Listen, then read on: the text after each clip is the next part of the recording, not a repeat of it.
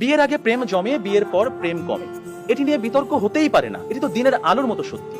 কারণ প্রেম হয় প্রেমিকার সাথে, বউয়ের সাথে হয় সংসার।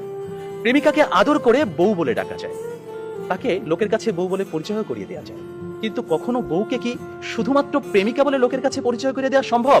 সাহস আছে আপনাদের? সর্বনাশ হয়ে যাবে, ভাত বন্ধ হয়ে যাবে। সুতরাং বিয়ে নামক একটি ঘটনার পর প্রেমিকাই থাকে না। যেখানে প্রেমিকাই থাকে না, সেখানে প্রেম জমবে কিভাবে? সেখানে প্রেম কমবে, প্রেম হারিয়ে যাবে।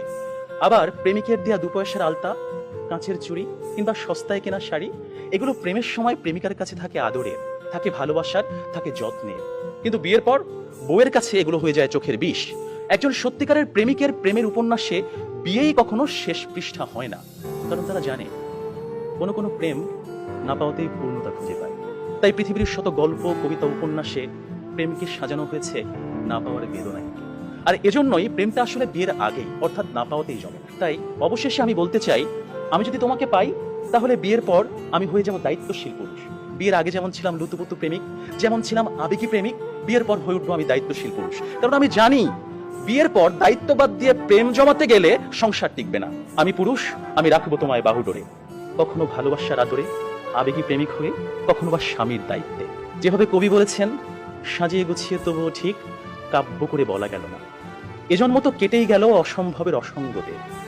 পরের জন্মে বয়স যখন 16ই সঠিক, আমরা তখন প্রেমে পড়ব। একজন প্রেমিকের থাকে দেখা না পাওয়ার কষ্ট, থাকে হৃদয়ের উত্তাল আবেগ। তাই বৃষ্টি কিংবা জ্যোৎস্নার রাতে যখন প্রেমিকার মন ভালো নেই, কিংবা যখন কিচ্ছু ভাল লাগে না, তখন প্রেমিকের থাকে নানা আয়োজন। মেসেঞ্জার কিংবা হোয়াটসঅ্যাপের ভিডিও কল থাকে উত্তাল। আমার জান, আমার জানটুস, আমার ময়না, আমার টিয়া, আমার হেটুস, থাকে কত রকমের সম্বোধন। রাত গভীর হয়, ওরা জেগে থাকে। শহর ঘুমিয়ে যায়, ওরা ঘুমায় না। ওদের কণ্ঠে থাকে গান, বুকে থাকে ছন্দ। কমলাবরণ মুক্তি তোমার, চাঁদের মতন হাসি, সত্যি করে বলছি আমি তোমায় ভালোবাসি।